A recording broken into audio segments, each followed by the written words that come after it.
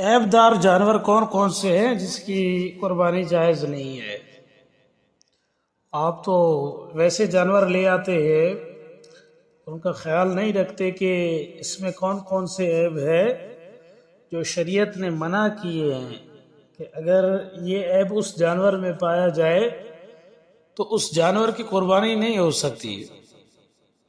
تو گائے ہو، بیل وغیرہ ہو، اور جتنے بھی جانور ہیں، بکرا ہو، بکری ہو، بھینس وغیرہ ہو، جب بھی اس سے خریدیں تو پہلے اس کی عیب دیکھیں کہ اس میں کون کون سے عیب ہیں جو شریعت نے منع کیا ہے۔ اگر وہ عیب جانور میں پائے جاتے ہیں تو پھر ان کی قربانی تو ٹھیک نہیں ہے۔ قربانی کا مقصد ہے کہ پیاری چیز اللہ کے راستے میں قربان کر دینا، یعنی دیکھے کہ جتنا جانور خوبصورت ہو اتنا زیادہ اجر ملتا ہے، اور تندرست جانور ہو تو اتنا زیادہ اجر ملتا ہے، یعنی اس میں وہ عیب نہ ہو جو شریعت نے منع کیا ہو۔ مثلا اگر گائے کے 2 تھن اور بکری کا 1 تھن خراب ہو تو قربانی جائز نہیں ہوگی، یعنی جہاں سے دودھ نکلتا ہے۔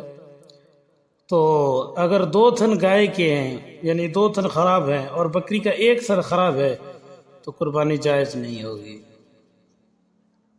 خنثی جانور بھی قربانی جائز نہیں ہے۔ خنثی سمجھ رہے ہو گے آپ؟ خنثی کون سے جانور ہیں؟ ان کی قربانی بھی جائز نہیں ہے۔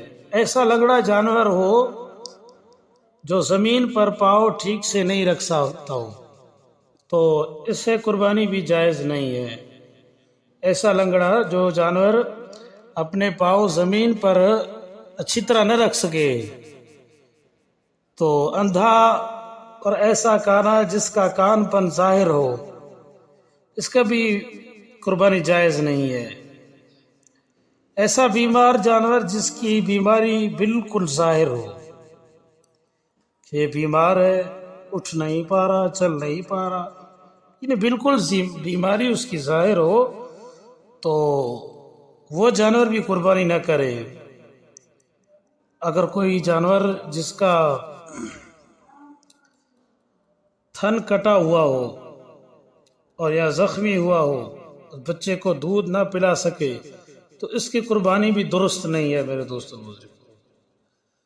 یعنی یہ عیب دار جانور ہیں، یہ عیب دار جانور ان کی قربانی ہرگز جائز نہیں ہے۔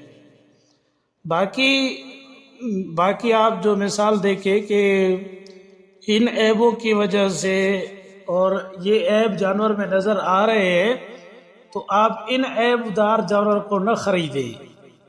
اس سے اور علاوہ عیب تو کچھ ہم نے آج بتا دیے، اور کچھ انشاءاللہ کل والے درس میں بتائیں گے کہ کون کون سے جانور ہیں جن کو عیب کون کون سے ہو۔ کچھ عیب تو یہ ہیں، کچھ ہم نے بیان کر دیے، کچھ انشاءاللہ کل بیان کر دیں گے۔ تو ایسے جانور جن کو یہ عیب ہوں تو ان کی قربانی جائز نہیں ہے۔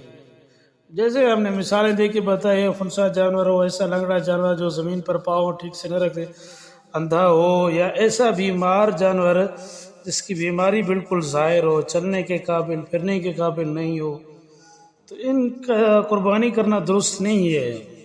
اور ایسا جانور جس کا تھن کٹا ہوا ہو اور زخمی ہو اور بچے کو دودھ پلا نہ سکے تو اس کی قربانی بھی درست نہیں ہے۔